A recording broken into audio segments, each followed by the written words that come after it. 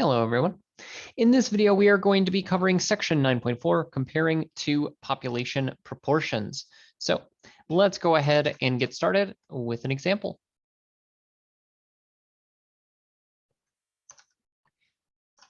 This one says, suppose that you wish to compare the proportions of registered voters who are college graduates in two different towns. You take a random sample of registered voters from each town and record the number of college graduates versus non-college graduates in each sample. The following table summarizes your results. So we have Jasper, college, non-college, Marietta, college, non-college. Calculate the sample proportion for each town and verify that the samples are large enough to use the normal distribution to compare those population proportions. As a reminder, what that means is that n times p is going, or n times p hat is going to be greater than or equal to 10, and n times q hat, or n times 1 minus p hat, must also be greater than or equal to 10. So taking a look here, let's first find our n, noting that n1, or the Jasper one, that's going to be 45 plus 37, which is 82. And n2, it's 32 plus 28, which is 60. Okay. So we are testing whether or not we are going to be comparing these for graduates here. So our P1 hat is going to be my X1, which is the number that have the characteristic over the total number. So I'm going to take 45 divided by 82. And this is approximately, and again, note this is an intermediate calculation here. So I'm going to go ahead and just write as many places as I think are going to be useful. P2 hat, that's going to be 32 out of 60.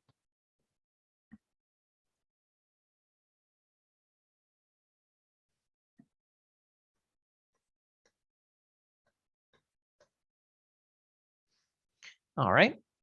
Now what I need to determine is, can I use my normal distribution here, which again, as I said before, is n times p and n times q hat, for those, of course, seeing if that is greater than or equal to 10. So I'm going to take 82 times this number here. So 82 times this.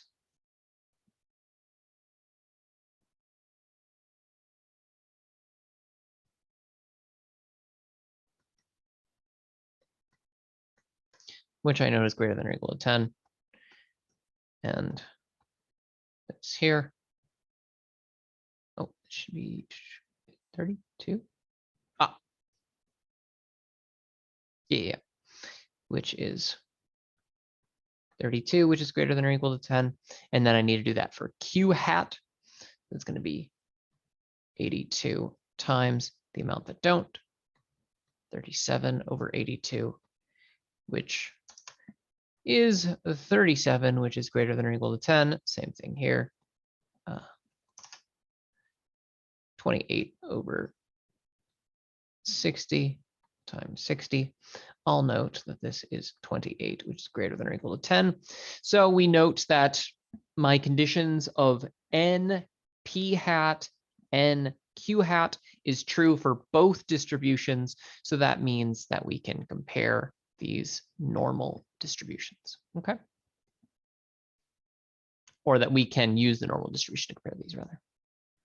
So now let's go ahead and see what our formula is that we can use to take a look at independent samples here. When the samples taken are independent, simple random samples, the conditions for a binomial distribution are met for both samples, and the samples are large enough to ensure that n1 p1 hat is greater than or equal to 10, n1 times 1 minus p1 hat, or q hat, is greater than or equal to 10, n2 p2 hat is greater than or equal to 10, n2 q hat, or n2 times 1 minus p2 hat is greater than or equal to 10. The margin of error for a confidence interval for the difference between the two population proportions is given by z sub alpha over 2 times root p1 times 1 minus p1 hat over n1 hat plus p2 hat times 1 minus p2 hat over n2, where z sub alpha over 2, that's our critical value for that given level of confidence. Okay. And note that our confidence interval will then be P1 hat minus P2 hat minus E, P1 hat minus P2 hat plus E for our upper bound. Okay, this will be our confidence interval. All right. So let's go ahead and take a look here at an example. We'll do one example by hand and one example making use of your calculator. All right. School administrators want to know if there is a smaller percentage of students at a public middle school who carry cell phones than the percentage of students who carry cell phones at a private middle school. A survey of students conducted at each school and the following results are tabulated. Construct a 90% confidence interval for the true difference between the proportion of students who carry a cell phone at the two schools. So the first thing that we are going to need to do is to determine what is my P1 hat minus P2 hat. So for this one, what I'm going to do is I'm going to need to find what my P1 hat is. Well, that is going to be the number of students that are going to demonstrate it at this first one, which is 45, divided by our size of our first sample. Note that this is for the public school here. So 45 plus 31 is 76. P2 hat is going to be the number that demonstrated at the private school, 53 out of sample size here, 78. And let's see what these are equal to, approximately. Again, note these are intermediate calculations, so we can round them.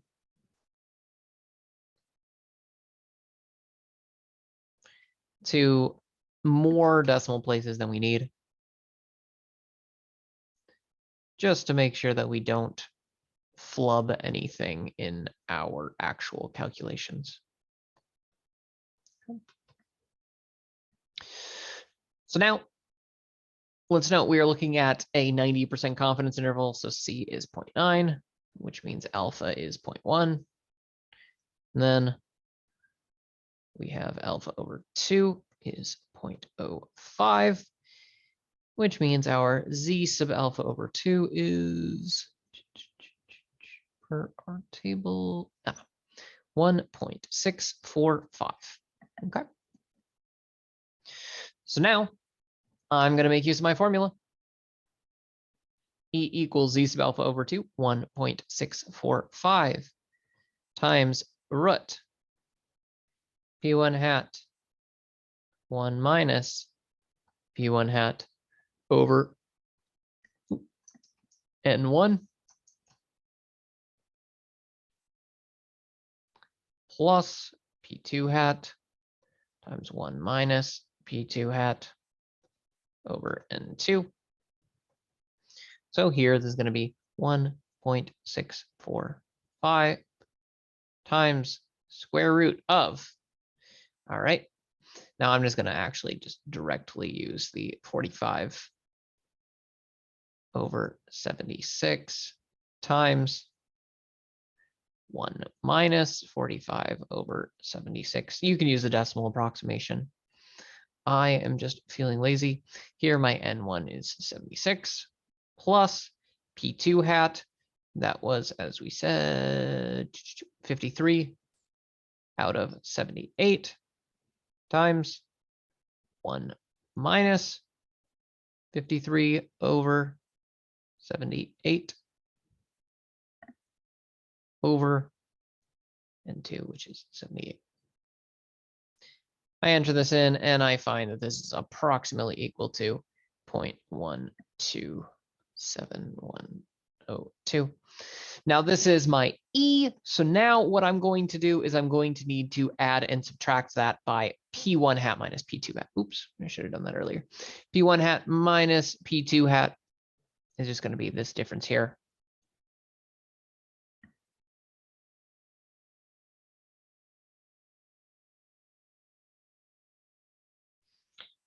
Negative 0.087 and so on. So I'm going to take this number minus this number here. So my lower bound, which I'm going to round to 3 decimal places, as is convention, 0.214, and then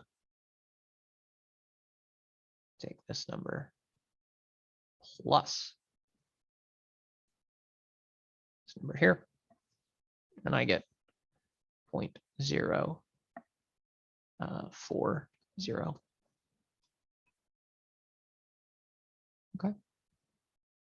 And there we go.